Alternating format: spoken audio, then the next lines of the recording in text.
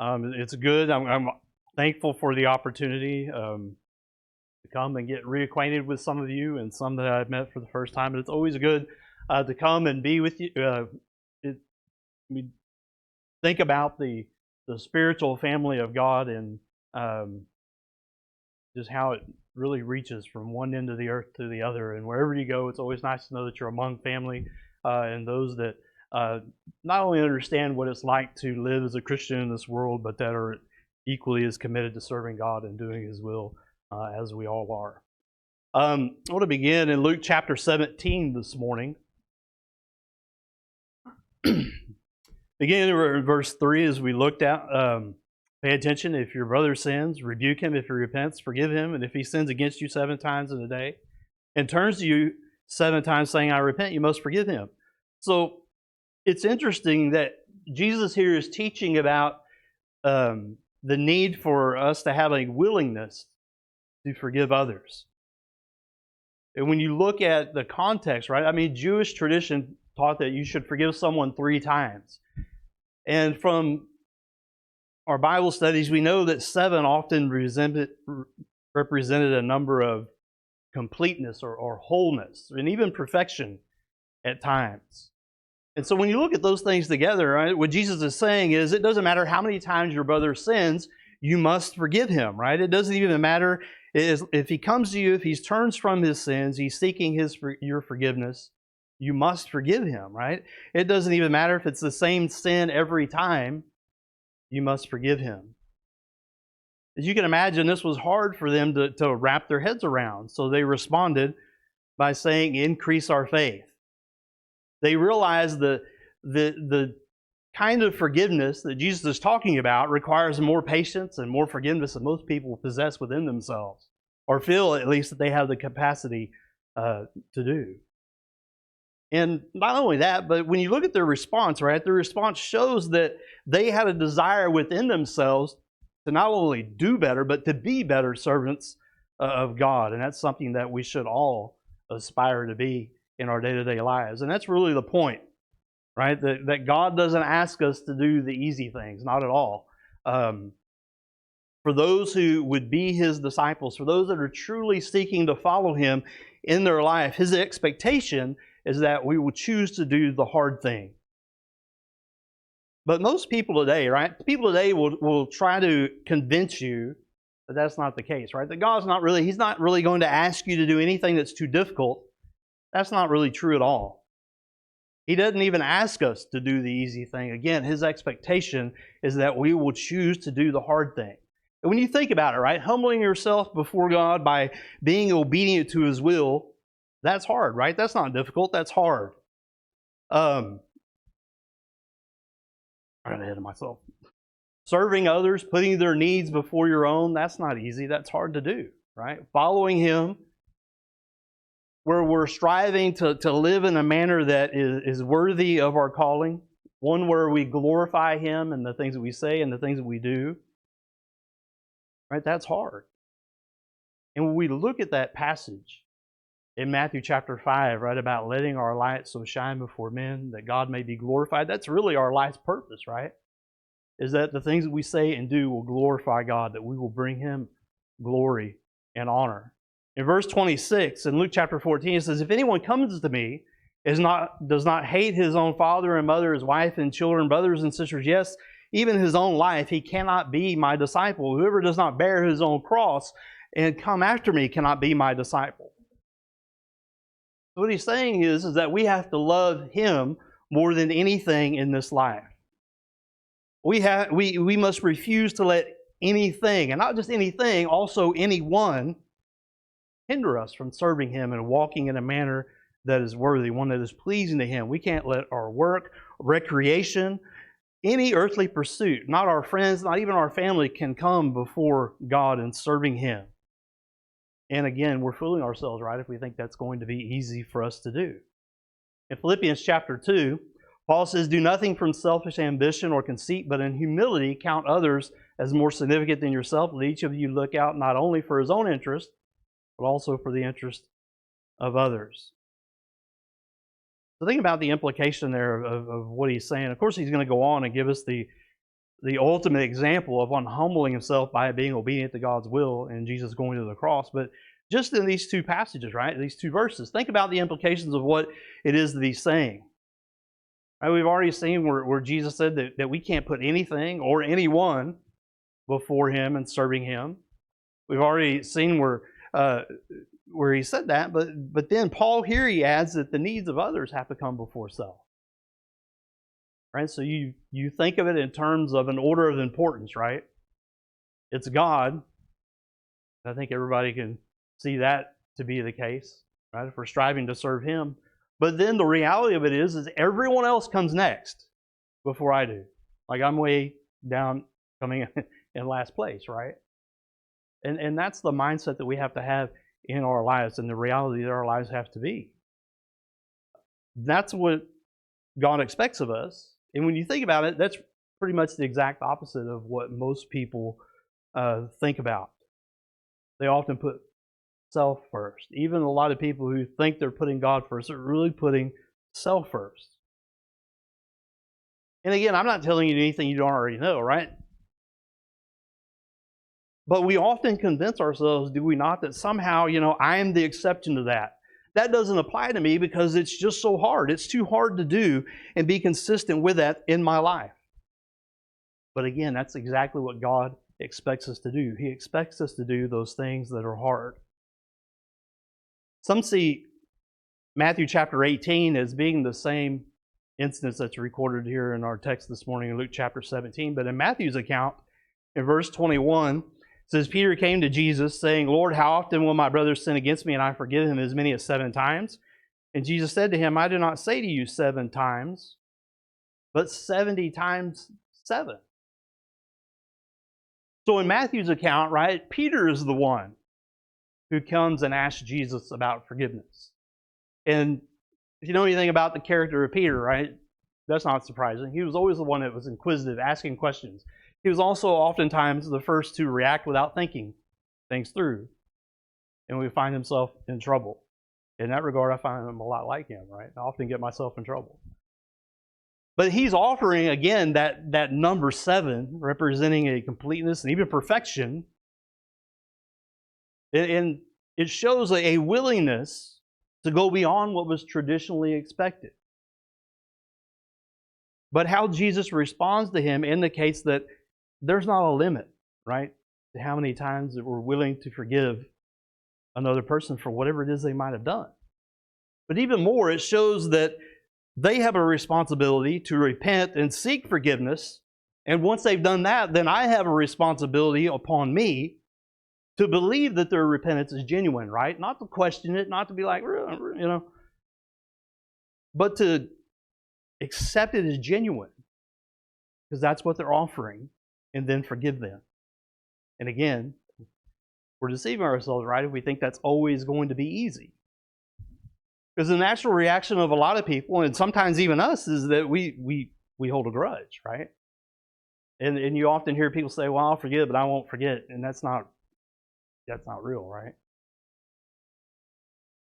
But that's what we do. We kind of have a tendency to keep score. Maybe even, when we get a chance, we're going to get even. And how many times do we make sure that everybody else knows that we've been wronged in some way by a certain individual?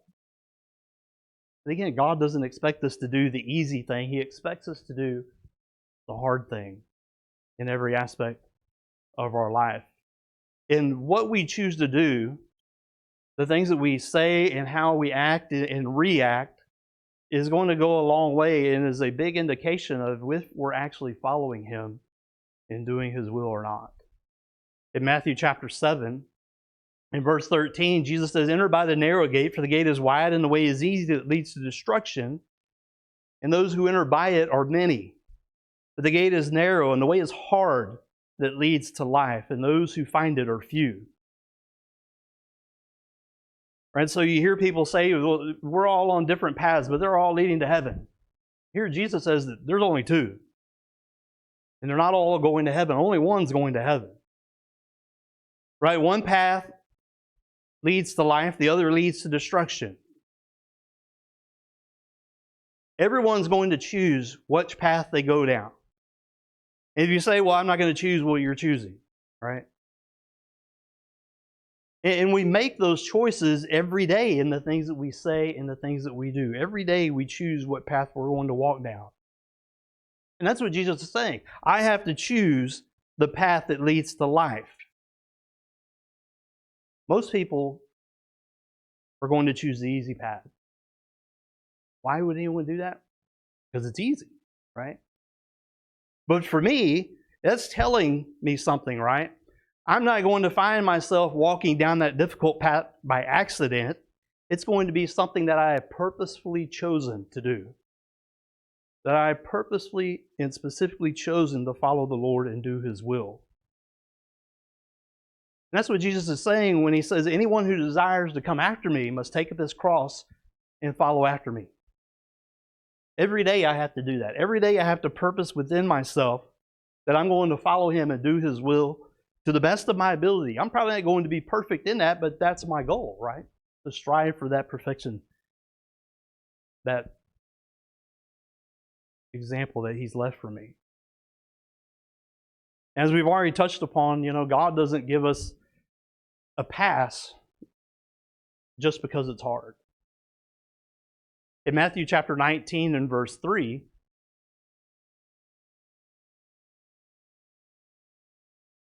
there Jesus is teaching on divorce, but He's teaching on divorce because it was a question, right, that is asked. The Pharisees in verse 3 came to Him, testing Him by asking, is it lawful to divorce one's wife for any cause? And He answered, have you not read that He who created them from the beginning made them male and female, and said, therefore a man shall leave his father and his mother and hold fast to his wife, and the two shall become one flesh.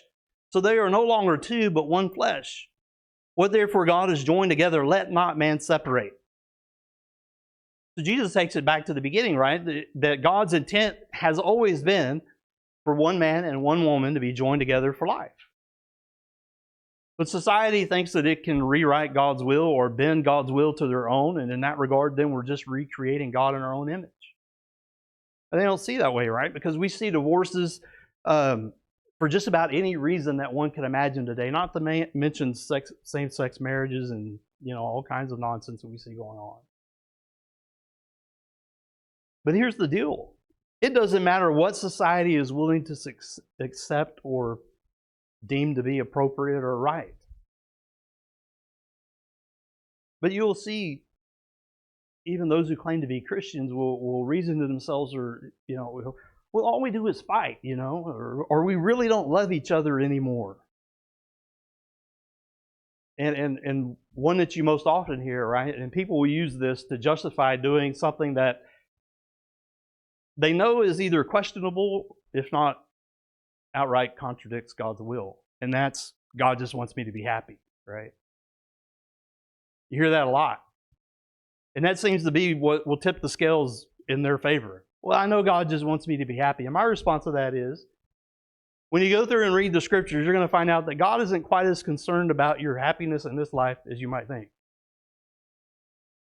If He were, wouldn't life be easy? Couldn't we go down the easy path and that would be okay? Further, there wouldn't be any suffering or sorrow. And He wouldn't expect us to do the hard thing on top of the hard life that we're already in. The dialogue continues there in verse 7. So they said to Him, why then did Moses command one to give her a certificate of divorce and send her away? And He said to them, because of your hardness of heart, Moses allowed you to divorce your wives, but from the beginning it was not so. And I say to you, whoever divorces his wife, except for sexual immorality, and marries another, commits adultery. And the disciples said to Him, if such is the case of a man with his wife, it is better not to marry.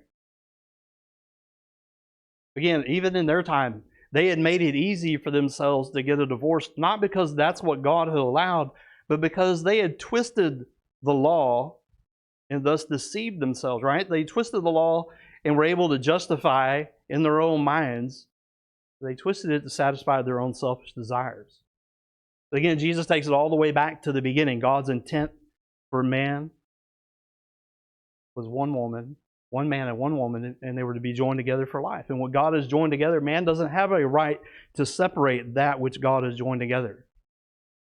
And further, he says, if you ignore God's law and divorce your spouse and marry another, you commit adultery. But it's very interesting how his own disciples respond, right? I mean, this was so hard for them to wrap their head around. They came to the conclusion, right? Well, I mean, if that's the case, it's just better not to get married. And sometimes that's the way we need to approach it, right? If it's going to make it difficult, or if not impossible, for us to follow God and do His will, then we just not to go down, do something else if possible. But again, it all goes back to the thing that God doesn't ask us to do the hard thing. He expects us to do the hard thing in every aspect of our life. And when you go back to our text in Luke chapter 17, again, Jesus describes there, as read earlier, a servant, right? And this servant, he's been working out in the field all day long, laboring for his master. And after he puts in this hard day of labor, he comes in and he's still expected to serve his master until his master is fully satisfied. Was he given a thank you or a pat on the back for doing what was expected of him? Was he given a pass because what he expected or what his master expected him to do because it was difficult and hard? No, right? I mean, that's what Jesus is saying. He was a servant and he did what servants are expected to do, right? Which is do everything that the master requires of you. Do everything until he's completely satisfied. And he makes this point because it's not any different for us as servants of God, right? For us as Christians today. As servants of God, we are to do all that He's required, and we aren't given a pass when things are hard. We aren't given a pat on the back when things are hard.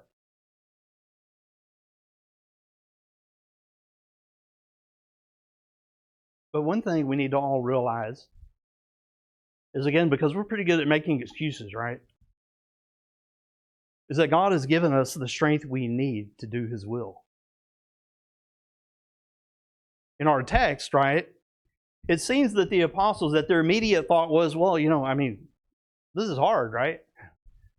That's what they're saying. It requires more patience and more forgiveness than most people have. So they respond to Jesus by saying, increase our faith. And again, they're expressing a desire to do better and thus be better servants of God. And that's something that we should all aspire to do better and be better. Not that we can earn our salvation, but because we are servants of God. But too often we use it as an excuse, right? It's too hard. And when we struggle with doing God's will, we give ourselves a pass thinking, well, I can't help it. That's just the way that I am. Or we see examples of these great men of faith in the Bible, great men and women of faith, and we kind of think to ourselves, at least in the back of our minds, like, well, I'm not like them. Right? I wish I had that kind of strength and that kind of faith, but I don't. And that's okay because they're them and I'm not them. But notice his response there in verse 6, right? They asked him to increase their faith. But Jesus didn't respond by performing a miracle. Instead, He explained that if they had just a little bit of faith, right, that they would be able to do great things in service to Him and His kingdom. So they didn't need Him to perform a miracle. They didn't need Him to empower them with a faith that was so strong that doing what He required would suddenly become easy. They simply needed to use the faith that they already had. And here's the point, right? We can't convince ourselves that something is so hard that only a special gift of faith will allow us to obey the Lord's commands. And I think we know that, right? But yet at times we that's exactly what we do, right? We kind of let ourselves off the hook when we fail because we've convinced ourselves that it was too hard. We look at those examples and we'll reason, well, I don't have the same kind of faith or the level or the degree of faith as Abraham or Noah or Paul. right? And so we kind of excuse ourselves. But it's not true, because the Lord has given us everything that we need to be obedient to His commands. And we often think of 1 Corinthians chapter 10 from the perspective of temptations only. When there's a temptation that's placed before me, there's always another path that I can take, right? But really it applies to anything that we struggle with as far as serving God and doing His will. 1 Corinthians chapter 10 and verse 12, Paul says, "Let anyone who thinks that he stands take heed lest he fall. No temptation has overtaken you that is not common to man, but God is faithful. He will not allow you to be tempted beyond your ability, but with the temptation, He will also provide the way of escape that you may be able to endure it. Therefore, my beloved, flee from idolatry." So serving the Lord, humbling yourself before Him by being obedient to all of His commandments, where in every circumstance and in every situation, right, that we say and we do, we respond in a way that is pleasing to God. Doing His will above my own. You think about it, serving God and following Him, it's hard because it really touches every aspect of my life, and it has to, if I truly am serving God Most High. But at the same time, nothing that the Lord requires of me is impossible for me. Right? That's the promise that God is making. That's what Paul is saying here in 1 Corinthians chapter 10. As I serve Him and do His will, there's nothing that is impossible for me in that regard. When I'm tempted to sin, whether it's a desire of the flesh or if it's responding in word or in deed in a way that God would have me, He gives me everything I need to be able to do that, to do those things in a manner that is pleasing to Him. And don't misunderstand what it is that I'm saying. Right? Again, the apostles, their response shows that desire to do better and ultimately to be better servants of God. And we should desire that each and every day. Right? So I'm not saying that we shouldn't pray for the strength that we need to be able to go out and do God's will in every aspect of our life. And we see that, right, when Jesus was teaching His disciples to pray in Matthew chapter 6, He said that we should pray, "Lead us not into temptation," right, but deliver us from evil. So it's entirely appropriate then to pray for the strength that we need to go out and do His will each and every day in our lives. We even see that in Jesus, right? When He was there in Matthew chapter 26 and verse 36, when He was there in the garden, right? Remember, He had taken Peter, James, and John with Him, who seemed to be really close to Him.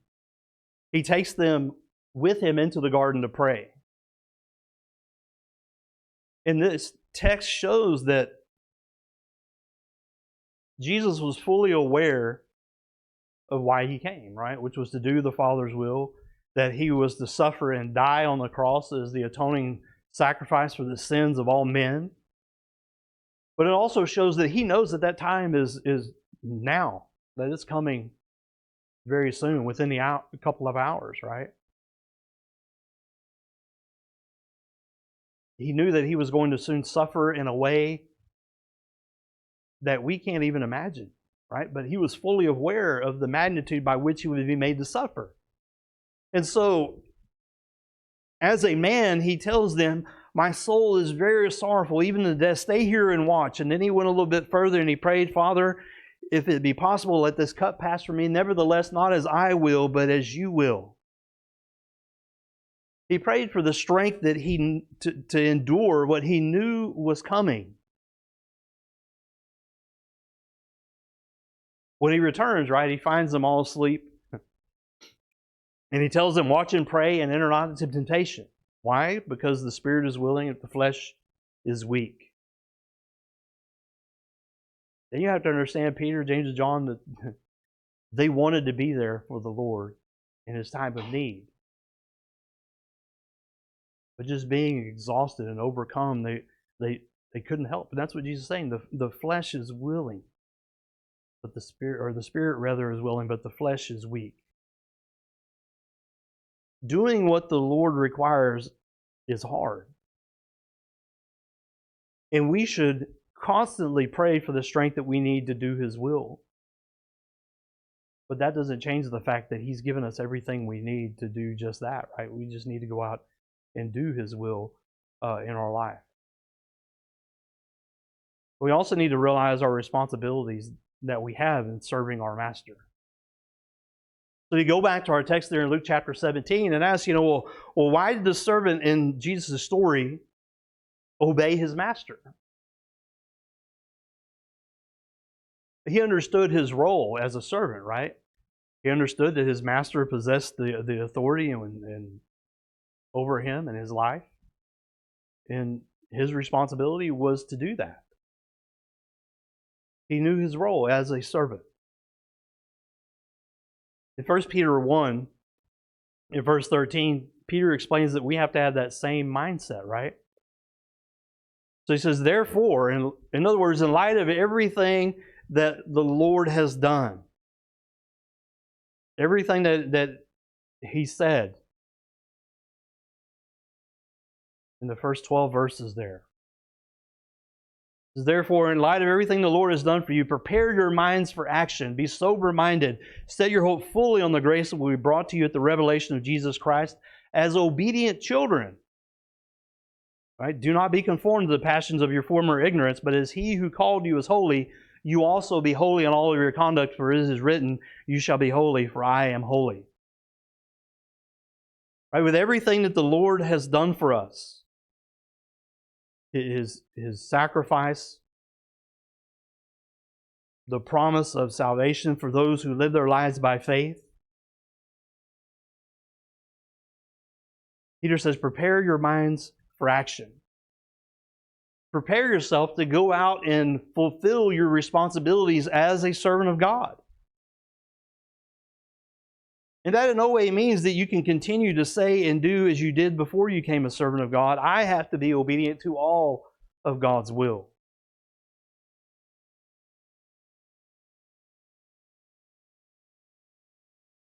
What does that look like, right? It means that I leave the life of sin that I was leading.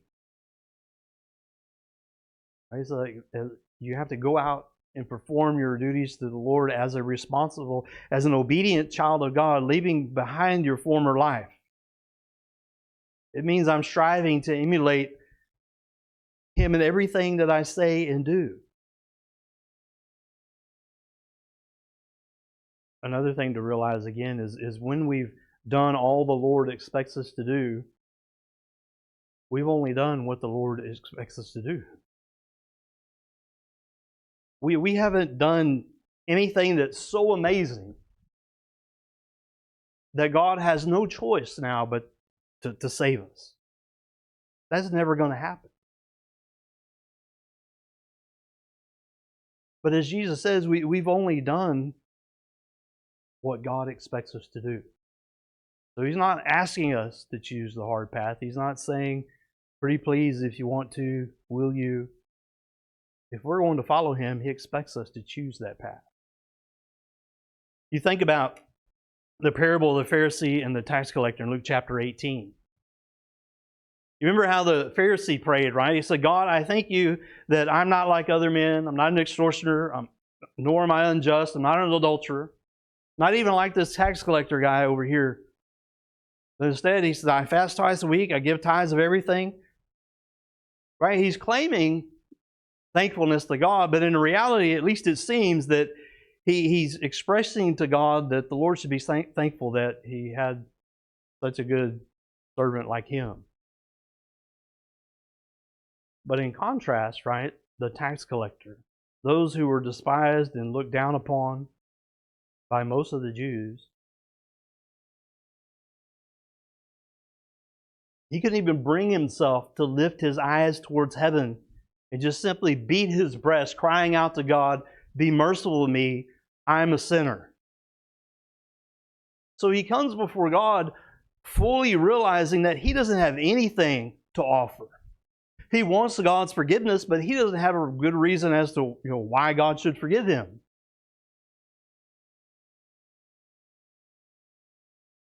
When he looked at his life, the only thing that he could confess is the same thing that God says, I'm a sinner. And it's really important that we realize which of the two that we are. Because if you will notice, the tax collector, because he had humbled himself before God and confessed, said the same thing about himself and his sins that God said, he went away justified. Whereas the Pharisee, right, the one who would claim to be a child of God, who was puffed up and proud because he thought he had done something great by doing God's will, says he went away condemned.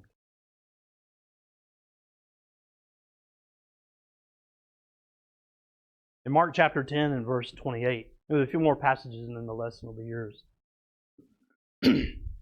Again, we shouldn't be surprised when we see Peter being the first one to speak up. But in Mark chapter 10, in verse 28, it says, Peter began to say to him, "See, we have left everything to follow you." Life is hard, right? And when we choose to follow the Lord, when we submit to His will, become a servant of God, He doesn't promise us a life of ease.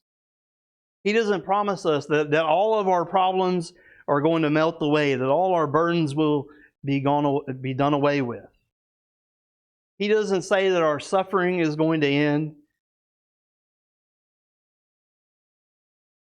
None of that. He doesn't even tell us that submitting to Him as Lord, where He is my master and I am His servant.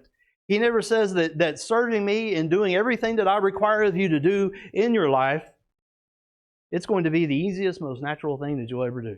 He doesn't say anything like that. What He does say is the exact opposite. Right? You have people wondering what this life is about, looking at what's the purpose and point of it. And honestly, life doesn't have a lot of purpose to it without God. Because life is hard. Life isn't fair. And Jesus tells us, following Him and serving God, that my problems and my sufferings are likely only going to increase. That serving Him, it's going to be hard. Every aspect of it is going to be hard because it requires me to forsake everything in order to follow Him. It requires me to put aside my will and submit to His will and His rule in my life, because ultimately that's what a true servant does. So again, in Mark chapter 10, in verse 28, Peter says, "We have left everything and followed you." And Jesus said, "Truly I say to you, there is no one who has left house or brothers or sisters or mother or father or children or lands for my sake and for the gospel, who will not receive 100-fold now in this time houses and brothers and sisters and mothers and children and lands with persecutions, and in the age to come, eternal life." So Peter and the others, as Peter says, we've left everything behind to follow you and to serve you. And notice what he says. He says, Jesus responds by saying, "Whoever has forsaken all to follow me will receive back 100-fold," right? And he's not preaching a health and wealth gospel where all your problems are going to disappear and your bank accounts are going to be full. None of that, right? He's simply relating in physical terms the spiritual blessings that we receive in Christ, that they far outweigh everything we leave behind. But it's not going to be easy.